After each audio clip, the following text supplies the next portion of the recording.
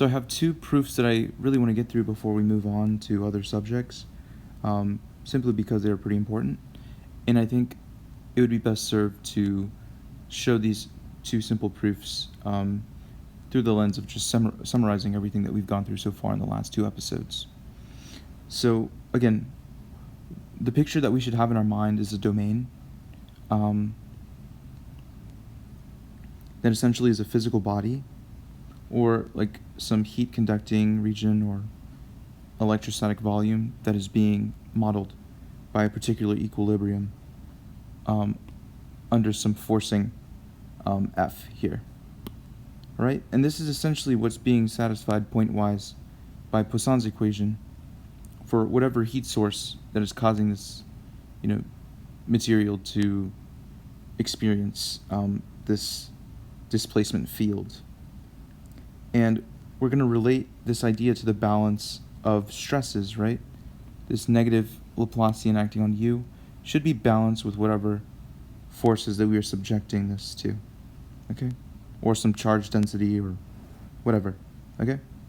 And again, this problem demands some really unrealistic expectations, which is that U should be continuous everywhere, where if we could just have like point sources, that doesn't make any sense, right? And so what we need to do is, multiply this entire function by virtual, kind of weak, or in other words, some test displacement that is a part of a Sobolev space that's essentially obeying some Dirichlet conditions. And we turn this particular, calculus infinite problem into a variational problem, and it's just saying find U in a Sobolev space such that we have some bilinear form that came out of Green's identity that allows us to formulate the weak form to describe this virtual kind of internal energy change and force it to be equivalent to the work or some virtual work that is done by external forces during that probe. That would then essentially just kind of describe the distance, if you will, that this new kind of a boundary would have under the virtual kind of fictitious displacement that we would be doing. All right? Just the physical intuition is that really that the principle of virtual work, which says that we should be able to, this should measure essentially how much virtual strain energy is done when a body is in some state U that is virtually deformed by V. All right? Essentially, it's quantifying this by just taking the dot product of both of their gradients. And then this should essentially be equivalent to the virtual internal work, or the stored or elastic energy that has been supplied, okay? Or thermal energy, anything, right? This is just a general physical problem that we want to model in our machine. And at equilibrium, again, for every possible virtual deformation of V, the internal and external work balance and lead to no net virtual work, as dictated by the Poisson equation. Okay? Now the question becomes, why a Sobolev space? Again, it's because functions in H1 have the special property that they have finite energy. And an important thing I would like to note as well is that if we were to take the square integrability of the gradient of U, what should happen is the equality can turn to the semi-norm of the gradient of U on this square integral space, right? And this semi-norm can turn into a true norm that happens to be isomorphic to the function itself in a Sobolev space. So physically, what does this mean? it means that if we were to have an infinite gradient energy would be a stretching or compression that is not really realistic to for bounded bodies. Okay? So that's essentially one of the key properties of a Sobolev space. And I think this is called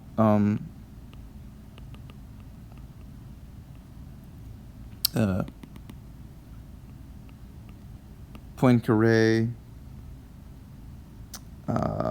Friedrichs.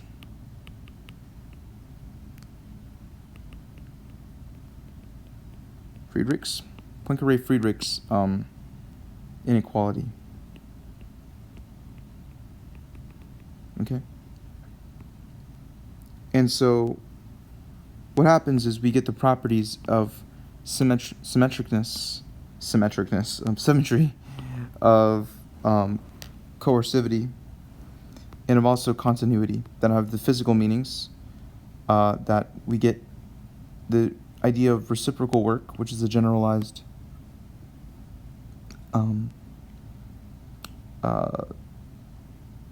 Hooke's law, if you will, for elastic materials or anything, except we're really generalizing it to just any test function, right? Some fictitious, any fictitious displacement. We also, if there is positive stored energy, we should be able to obtain the coercivity bounds, okay, for some arbitrary alpha. But it would be equivalent if alpha became 1. All right. And this comes from the Poincaré-Friedrichs inequality. And then we also have the bounded energy exchange. Using all three of these results give us the Lax-Milgram theorem, okay? Which physical meaning just says that there's a unique solution that basically just tells us a stable equilibrium exists and it's unique, okay? Now, what we did here was discretize the domain. This was in the last episode. And we found a special set of basis vectors that would be easily described by bits, and the intersection of their compact supports not being equal to 0 defined the topology of the sparsity or the stiffness matrix to find the eigenvalues that determine the height of those tents that we talked about, okay? And again, they have the same physical meaning, which is just the total external force, but instead it's just lumped onto the eigenfunctions, all right? And we turned it into just a nice computational problem that could be easily modeled, that could be easily turned into arithmetic by circuits, all right? Because it's just linear algebra. Now what we're going to do is we're essentially going to prove something very interesting. And I want to first draw the example or the motivation for it. So imagine that we have that vector space, which let's just call it, it's just equal to the Sobolev space that we're interested in over our particular domain. And we can choose some subset of the infinite dimensional vector space, right? Where we have, this is V sub h. This infinite dimensional vector space, again, is a subset of this finite dimensional vector space is a subset of the infinite dimensional vector space. But also, we remember that this would be equal to the span of our basis tent functions that are represented by bits in our circuit, right? And you can think of this really as kind of the, of the machine world. This is the world that, the machine is seeking to solve. Okay? But what's interesting about this is, again, we had the Lax-Milgram theorem, which told us, that there exists a unique U that solves in the vector space for the weak formulation in Sobolev space. So, and again, we had the same thing for the Galerkin solution. But, one might wonder, if we have a solution, if we have a Galerkin solution, which is an element of this finite subspace, and if we also have the real solution, one might wonder, well, if we have these piecewise, linear tent functions that are,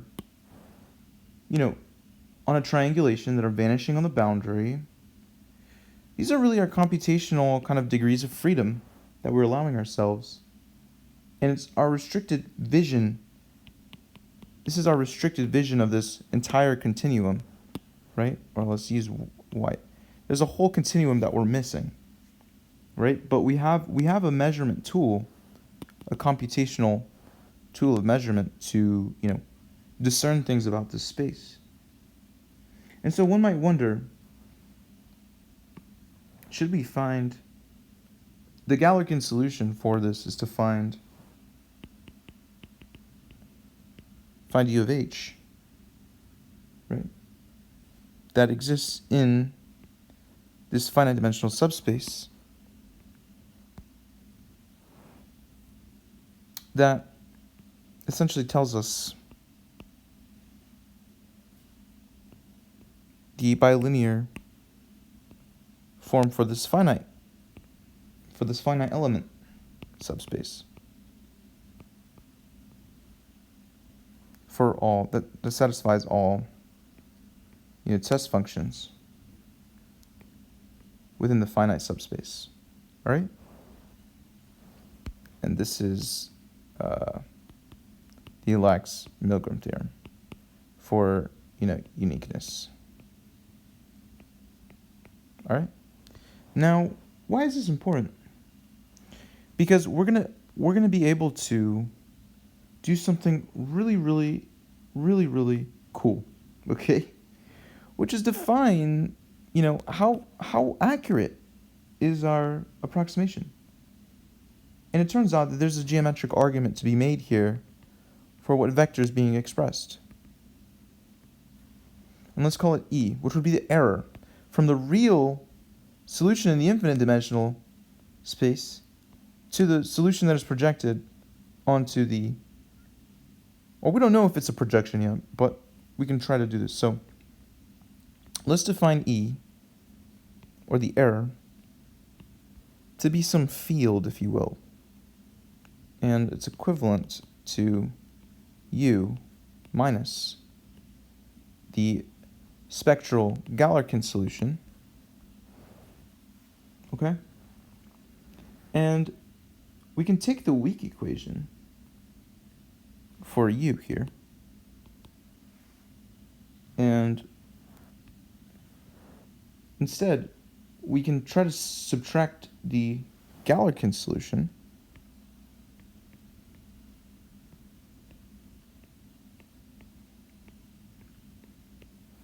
if that makes sense, using the same test function, right? And since, again, because the Galerkin solution is just a subset of the actual infinite dimensional space, we can do this. And so we would then get the internal energy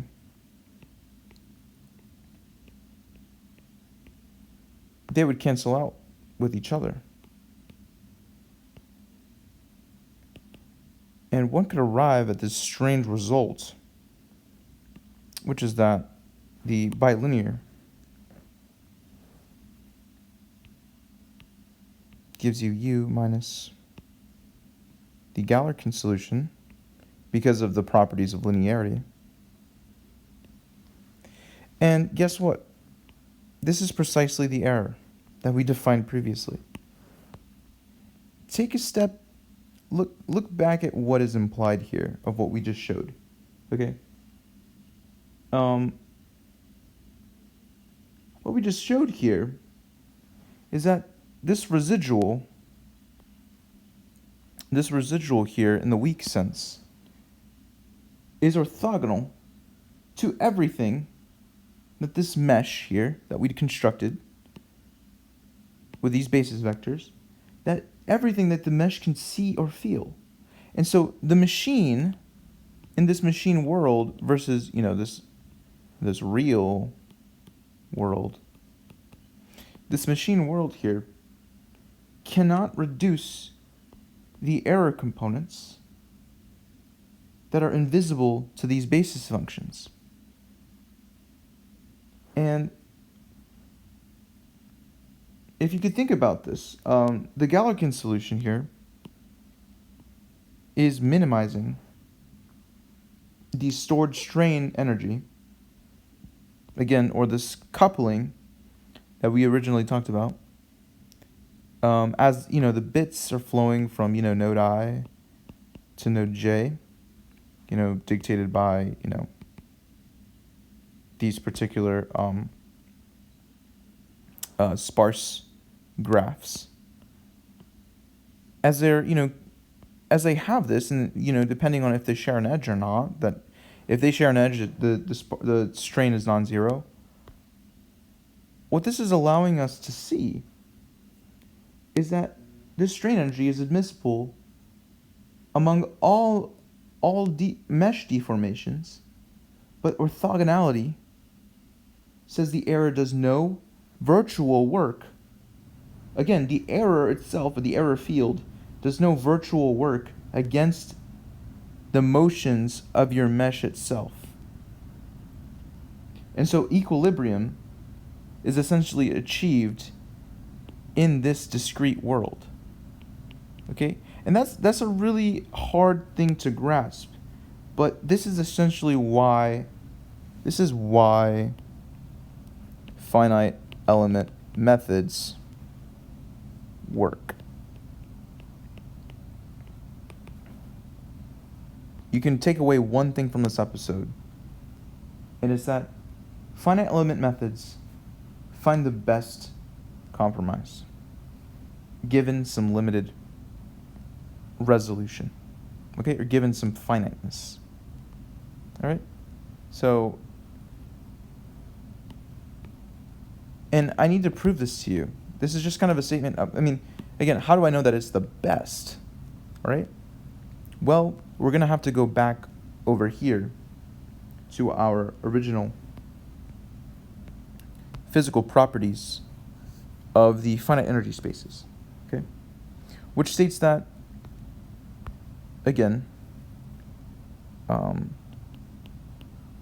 one can have symmetry,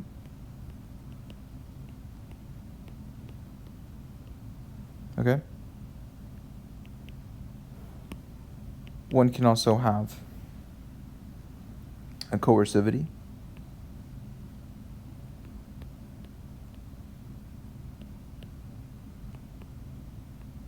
We can bound the gradient of our test function, or a tent function, specifically in this case, and alpha for, again, alpha greater than 0.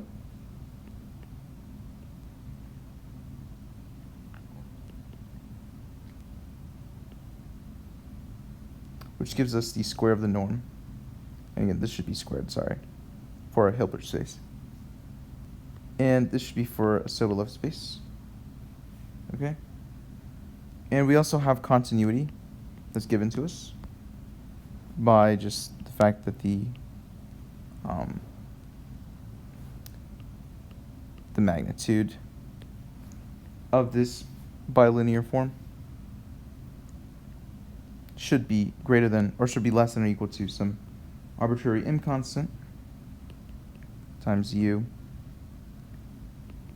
times the norm of u in the Sobolev space times the norm of v in the Sobolev space.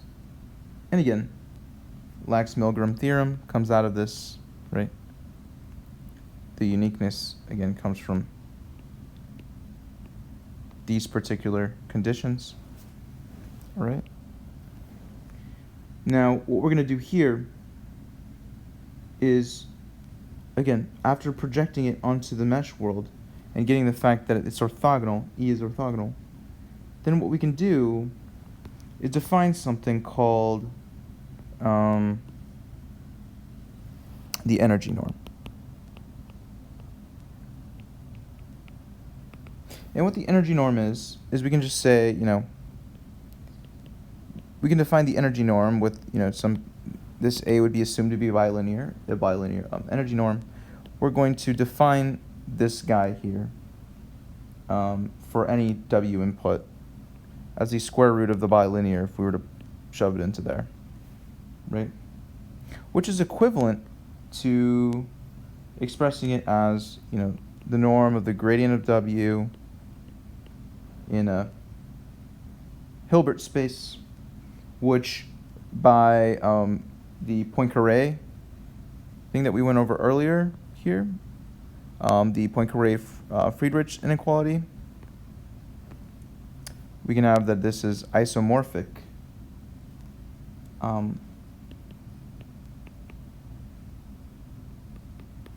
to the norm of W itself in a Sobolev space, right? It's equivalent by Poincaré. And now one can have for arbitrary, finite tent function that is in this space here, in this finite element subspace of the infinite dimensional problem that we're seeking to solve. One can have by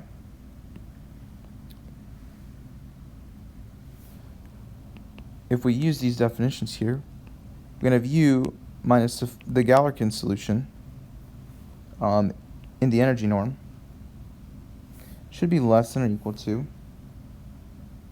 or no, let's just say this is equivalent to the bilinear of U minus U sub H times U minus U sub H. I'm just plugging it into our definition. All right. Which will then give us a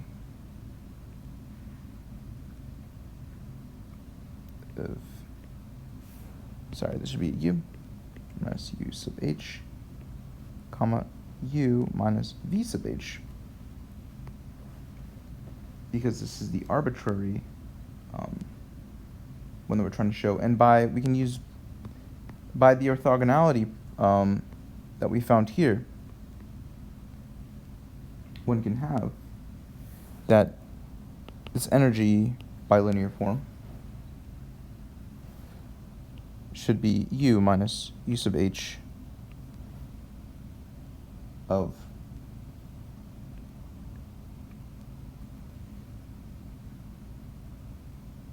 well, let's be careful here. If we were to use this principle and plug it in to there,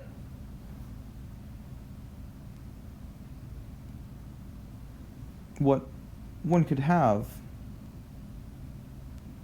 is this particular idea, because from the orthogonality condition, we can set these equivalent to each other for arbitrary B and A. And by continuity, we also know here is continuity is this one here. We also know that we can bound this above by U minus U sub H for the Galerkin solution of this energy norm.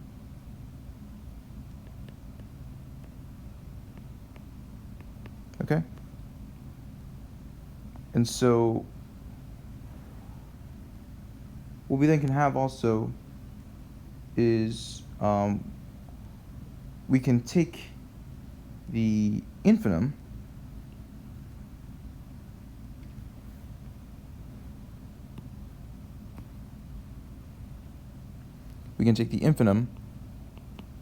off to an aside.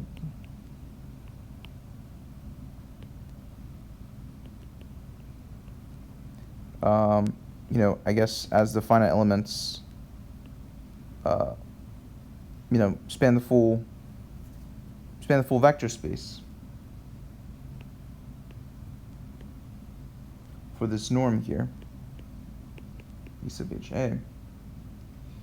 And what this would allow us to do is if we invoke this particular move, we can then arrive, again, this was kind of like a by orthogonality.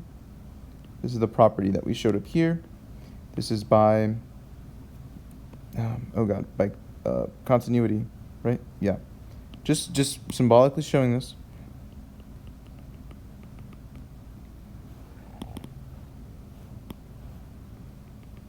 Okay, by continuity, and then the absolute value allows you to bound above. Okay, and if we were to go through and divide by the square root of alpha, one can then have something called Sia's lemma. And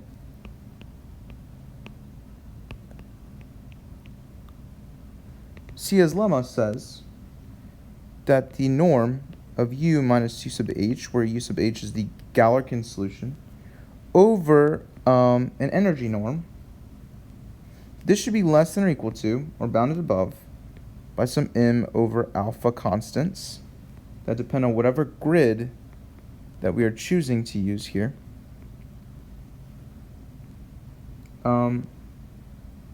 Over the infimum of our finite elements in the full vector space here. I'm just going to kind of do that. I feel like I should have done that for all the vector spaces here, just to make sure that it's a vector space. But over the full vector space, for